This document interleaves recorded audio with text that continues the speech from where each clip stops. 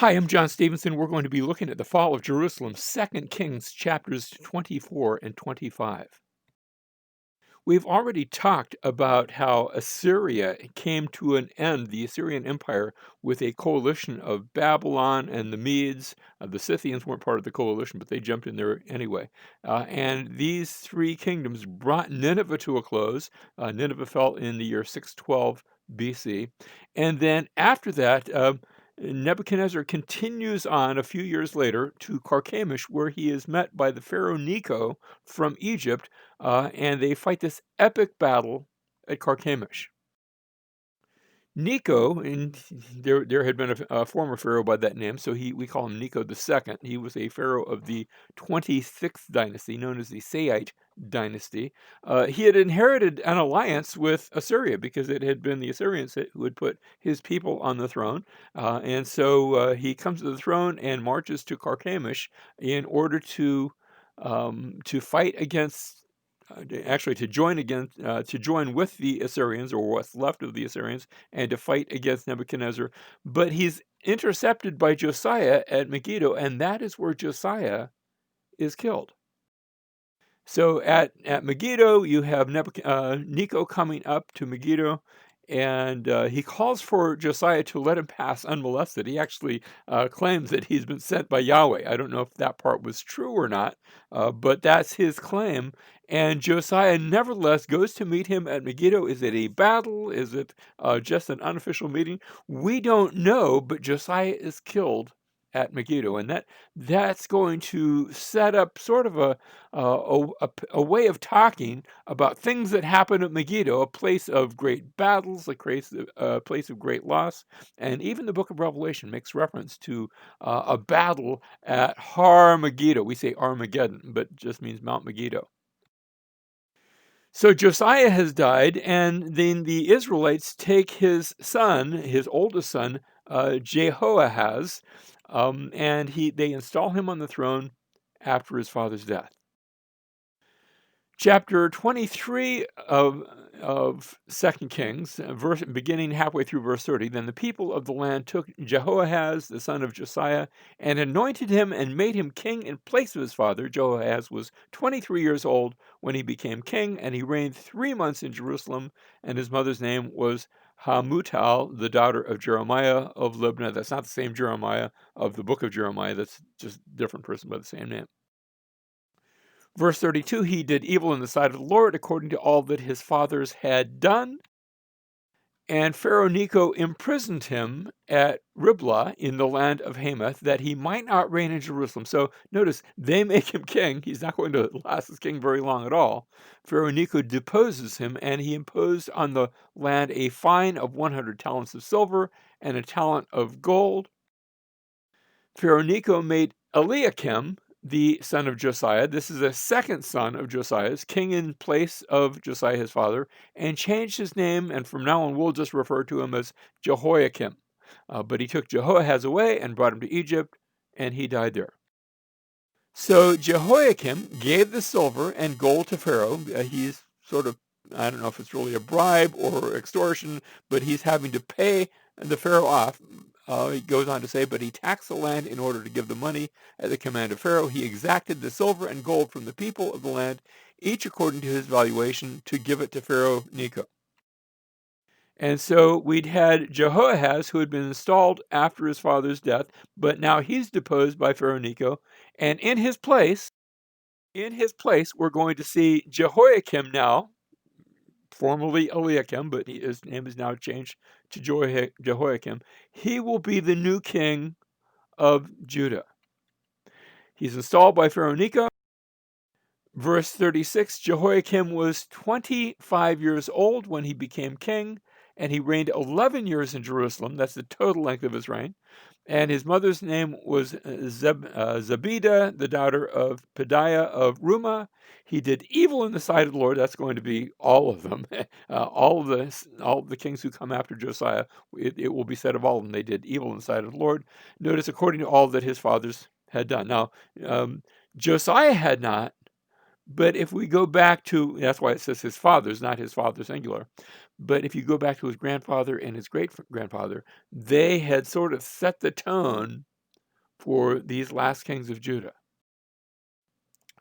Now we come to chapter 24. This is where the rest was just introduction to get us to here. Chapter 24, verse 1. In his days, Nebuchadnezzar, king of Babylon, came up, and Jehoiakim became his servant for 3 years, and then he turned and rebelled against him. So now we have to talk about Nebuchadnezzar. His reign is going to be from 605 to 562 BC. He will be the king of Babylon. Babylon in his day, if in fact you might never have heard of Babylon if it had not been for Nebuchadnezzar. The Euphrates River went right through the middle of the city. The city had been destroyed and rebuilt and destroyed and rebuilt, and now Nebuchadnezzar takes it and changes it into the most wonderful city in the world. You can go today to the museum in Berlin in Germany and see the Ishtar Gate. It's been reconstructed and set up there. Here's a artist conception of the Ishtar Gate and the Temple of Marduk in the background. The Hanging Gardens of Babylon in the foreground, supposedly, according to tradition, built as a gift to his wife, a princess from Media, and she missed the mountains of her homeland. So he built out here on the plains of Babylon, on the plains of Mesopotamia, an artificial mountain, and covered it with trees and foliage to remind her of her dear beloved mountains back home.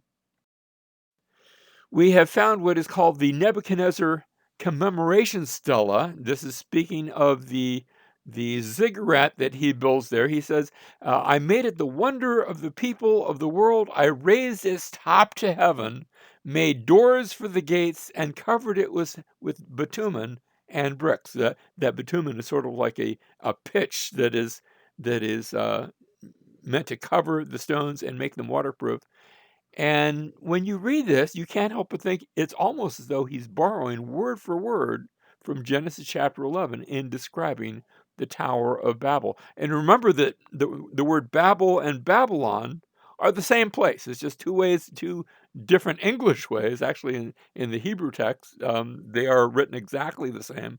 But our English translators, for some unknown reason, have chosen to render that Babel in Genesis chapter 11, and then later on, when you see exactly the same word, they've chosen to refer to it as Babylon, but it's the same location.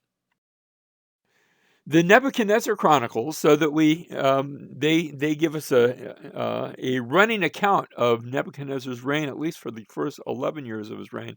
Now, remember in the book of Daniel, it actually has a gap there, and likewise the Chronicles. They go so far, and all of a sudden they stop. I don't know if we're just missing parts of it. I can't help but wonder: did something happen to Nebuchadnezzar, like is recorded in the book of Daniel? I don't know. I can't really speak to that. But Nebuchadnezzar, remember, he meets the Egyptians at Carchemish, and this is the decisive battle to answer the question, who's going to be the new world ruler? And at Carchemish, the Egyptians are defeated. They turn around and run all the way back down to Egypt, and they will never set foot out of Egypt again. And so Nebuchadnezzar, notice in chapter 24, verse 1, we already read this. In his days, Nebuchadnezzar, king of Babylon, came up, and Jehoiakim became his servant for 3 years. And then he turned and rebelled against him. And the Lord sent against him bands of Chaldeans, bands of Arameans, bands of Moabites, bands of Ammonites. So he sent them against Judah to destroy it. I think that's sort of a summary statement. All these different peoples eventually come up one after the other, almost like waves against the seashore, according to the word of the Lord, which he had spoken through his servants, the prophets. Now, Nebuchadnezzar, as he comes up against Jerusalem, he brings about the first of what will eventually be 3 deportations to Babylon. The first one beginning in 605 BC. I'm not trying to be exact because this is the same year of the Battle of Carchemish, so it might have been a year or two later. But he gathers in this first deportation the sons of nobility, who are taken as hostages. They're not in chains or anything like that, but they are royal hostages, like Daniel and his 3 friends, to be raised and trained in the court of Babylon so that they will be, in effect, good Babylonians, but because they're Jewish, they'll be accepted by the Jewish people. He's training up future leaders in Babylon. Verse 3, surely at the command of the Lord it came upon Judah to remove them from his sight, because, notice, this is because of the sin of Manasseh. This actually goes, it's a multi-generation curse, according to all that he had done. But to be fair, these sons of Josiah are also acting in an evil way. So they're repeating some of the sins of their great-granddaddy. Verse 4, and also for the innocent blood which he shed, for he filled Jerusalem with innocent blood, and the Lord would not forgive. And so we have Jehoiakim, and he had been installed by Pharaoh Necho. Remember, Jehoahaz had been the people's choice. He'd been removed by Pharaoh Necho. Jehoiakim installed by Pharaoh Necho, subjugated by Nebuchadnezzar in 605 BC. And then when he rebelled, Nebuchadnezzar came to take him out. Verse 6, so Jehoiakim slept with his fathers. Actually, Nebuchadnezzar comes to conquer Jerusalem, and by the time he takes the city, Jehoiakim had died, presumably of natural causes. We don't know how he died. And Jehoiachin, now those names sound alike, but don't confuse the two. Jehoiachin, his son, became king in his place. It's going to be a very short reign. The king of Egypt did not come out of his land again. That he had actually promised. He said, look, rebel, and if you get in trouble, I'll come and deliver you. He didn't make good on his promise. For the king of Babylon had taken all that belonged to the king of Egypt, from the brook of Egypt to the river Euphrates. So the king of Egypt is powerless to do anything to stop Nebuchadnezzar. And so we had Jehoiakim, as we said, he dies, and now Jehoiachin. He's also known as Jeconiah, and he's also known as Coniah. So three different names for the same person. He's installed by the Jews after his father's death, while Nebuchadnezzar is still coming up against the city. As we said, a very short reign. And he's 18 years old when he became king, and he reigned 3 months, that's short, in Jerusalem. And his mother's name was Nehushta, the daughter of Elnathan of Jerusalem. He did evil in the sight of the Lord, according to all that his fathers had done. Again, that's the common description of all of these sons, and in this case, the grandson of Josiah. Now, what's interesting is that Jeremiah chapter 22 and verse 30 gives a prophecy about Jehoiachin, Jeconiah, or also known as Coniah. Remember, all three of those names are the same person. And Jeremiah 22:30 says, write this man down childless, a man who will not prosper in his days, for no man of his descendants will prosper sitting on the throne of Judah or ruling again in Judah. Now, when it says no man of his descendants, literally, the Hebrew word there is zerah, means no man of his seed, his physical descendants. And what's interesting about Jeconiah, also known as Jehoiachin, also known as Coniah, is that his name is in the genealogy of Jesus. You say, well, how can that be? If Jesus is the rightful king, and this prophecy says that this man's going to be childless, a man who will not prosper in his days, no man of his descendants, he is going to have children, but they won't be kings. And when we get to the time of Jesus, like I said, we see him in the genealogy, but it's the genealogy, strictly speaking, not of Jesus, but of Joseph, the adopted father of Jesus, which means that Jesus had the legal right to the throne. But if he had been the physical descendant, the physical seed of Joseph, then according to this prophecy, he would never sit on the throne of David. But he was not the physical seed of Joseph. And so Jesus alone, in fact, of all of that line, has both the legal and prophetic right to sit upon the throne of David. 2 Kings 24:10 continues, at that time the servants of Nebuchadnezzar, king of Babylon, went up to Jerusalem, and the city came under siege, and Nebuchadnezzar, the king of Babylon, came to the city. He's probably getting tired of coming back to the city, while his servants were besieging it.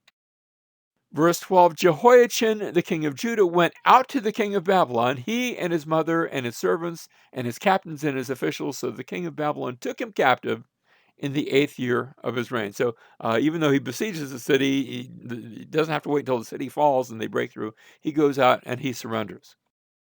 Verse 13, he carried out from there all the treasures of the house of the Lord and the treasures of the king's house, and cut in pieces all the vessels of gold which Solomon, king of Israel, had made in the temple, just as the Lord had said. So the temple is still standing at this point, but it is largely despoiled of all of its treasures.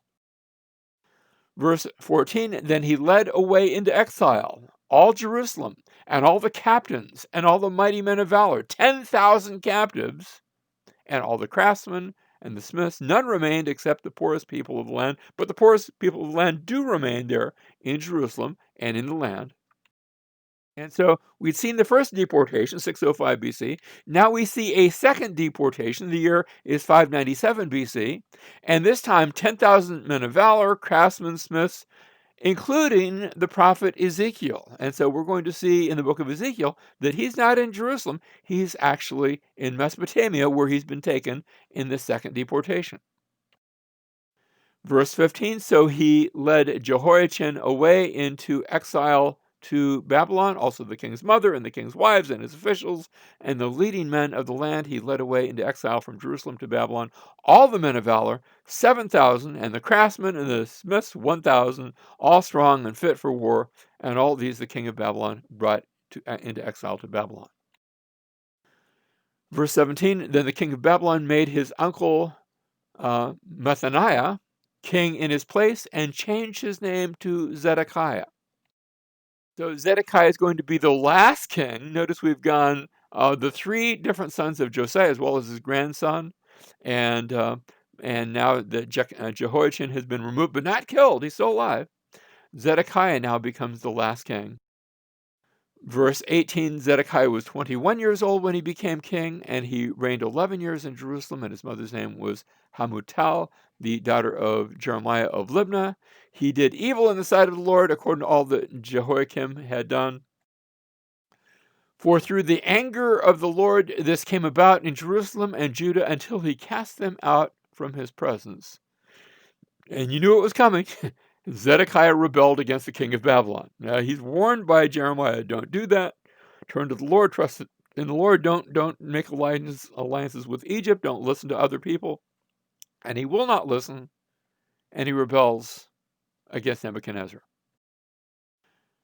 2 Kings chapter 25 now, verse 1. Now we see the fall coming. This is going to be the last time. Now in the 9th year of his reign, on the 10th day of the 10th month, Nebuchadnezzar, king of Babylon, came, he and all his army, this is the third time he's come, against Jerusalem, camped against it, and built a siege wall around it. So the city was under siege until the 11th year. So this is going to be a 2-year siege, culminating on the 9th of Av, around August, the 11th year of King Zedekiah. And we have from this period a series of letters. Notice they are written on broken pieces of pottery. You see a picture of them here. From the city of Lachish. This is a city fort in the country of Judah. It's about 20 miles southwest of Jerusalem. Excavated in the 1930s by James Starkey. 7 levels to the city, but at the gate of the city, and you can see in the picture below, the gate, when I say gate, there's a whole section that comes out of the city. That's all part of that gate. And in that gate were found these pieces of broken pottery with writing on them. You can read the writing. You can actually visit the tell where the archaeological dig has taken place. This is not a very good photograph, but you can actually see the gate down that's been excavated. Here's a closer section of that gate. These letters from the gate depict the life in the city leading up to the point where it is going to be captured by Nebuchadnezzar. And in letter 6, here I'm reading it to you on the left. Read, I pray you, and you will see the words of and it's not clear, but it seems to refer to the prophet there. And not good to loosen to the hands to make, and the idea there is make them sink the hands of the country and the king. And that corresponds to Jeremiah chapter 38 and verse 4, where we read there, I'm using the New King James Version here because sometimes it's actually slightly more accurate. Therefore the princes said to the king, please let this man be put to death, And notice what's described here. For thus he weakens the hands of the men at war who remain in the city, in the hands of all the people, by speaking such words to them. For this man does not seek the welfare of this people, but their harm. That's almost word for word from the Lachish letters, where this letter is actually giving a charge about the prophet. Was he talking about Jeremiah? I can't say for sure because his name isn't in there. But it sounds very much like it's almost quoting the words of Jeremiah. Well, verse 3, on the 9th day of the 4th month, the 9th of Ab, the famine was so severe in the city that there was no food for the people of the land, and then the city was broken into, and all the men of war fled by night. They tried to get away by way of the gate between the two walls beside the king's garden, though the Chaldeans were all around the city, and they went by way of the Arabah.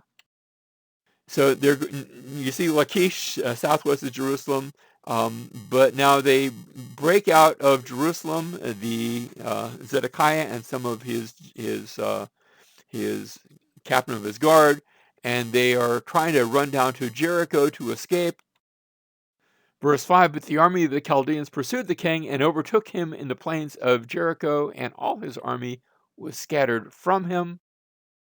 Verse 6, but then they captured the king and brought him to the king of Babylon at Riblah, and he passed sentence on him. They slaughtered the sons of Zedekiah before his eyes, then put out the eyes of Zedekiah. That's the last thing he was able to see, was his own sons being put to death, and bound him with bronze fetters and brought him to Babylon. Verse 8, now on the 7th day of the 5th month, which was the 19th year of King Nebuchadnezzar, king of Babylon, Zebuzaradan, the captain of the guard, a servant of the king of Babylon, came to Jerusalem.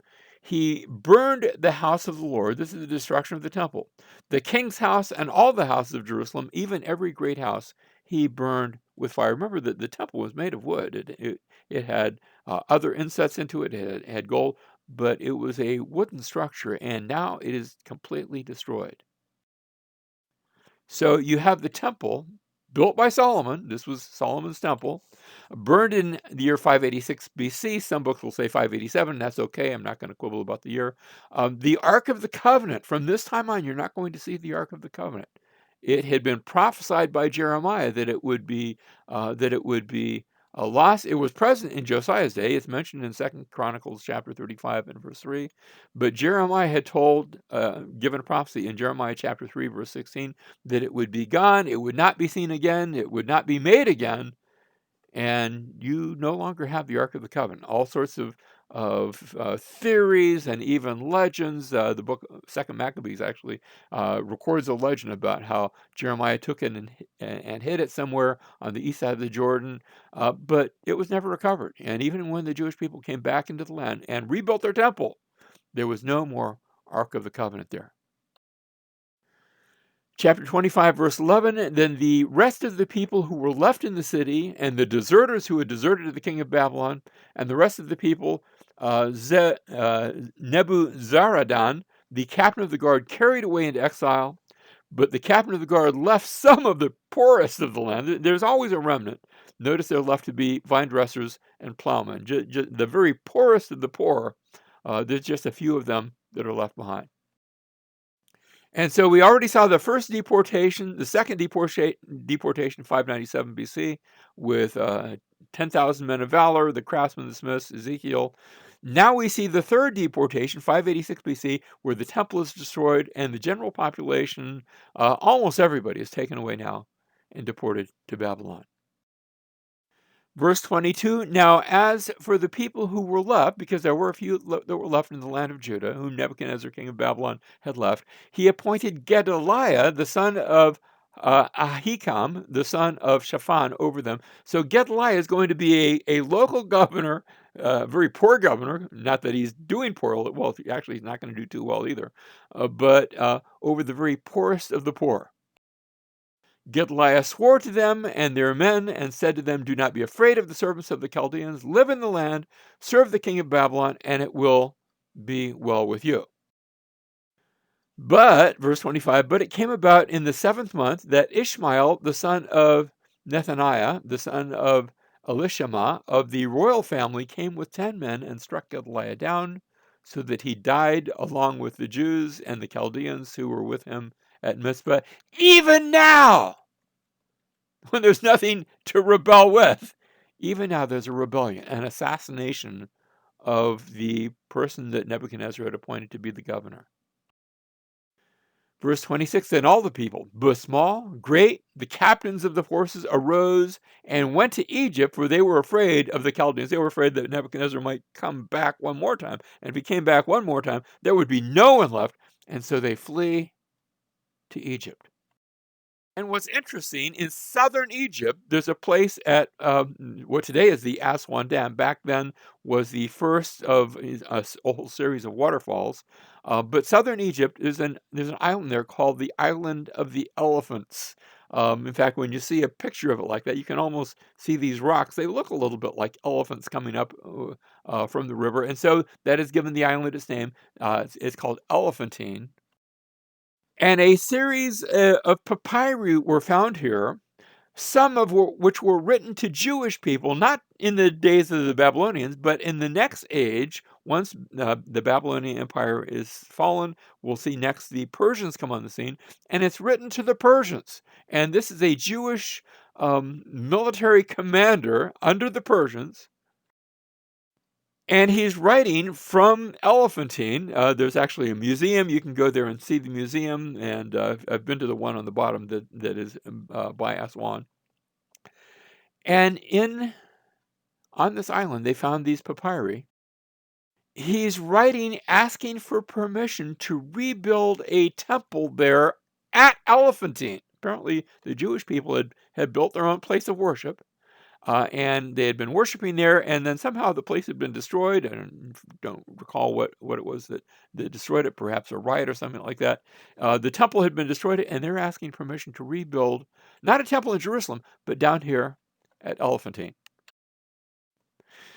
Now, chapter 25, verse 27. Now it came about in the 37th year of the exile of Jehoiachin, king of Judah, in the 12th month, on the 27th day of the month, that Evil-Merodach, king of Babylon, you say, well, what happened to Nebuchadnezzar? By now he's died, and this is his son. Evil-Merodach, king of Babylon, in the year that he became king, released Jehoiachin, king of Judah, from prison, and he spoke kindly to him and set his throne above the throne of the kings who were with him in Babylon. That is, he's not going to be a king, but he's given kingly honors, sort of a king in exile. Verse 29, Jehoiachin changed his prison clothes and had his meals in the king's presence regularly all the days of his life. And for his allowance, a regular allowance was given him by the king, a portion for each day, all the days of his life. And the book comes to a close on this note. The Jews are still into captivity. They have not been allowed to go back into the land. But the last king, you say, well, I thought the last king was Zedekiah. No, well, he was sort of illegitimate because Jehoiachin had been the last king and had surrendered. And now he is treated kindly. He is allowed to continue there in Babylon. And so the book closes with hope for the future.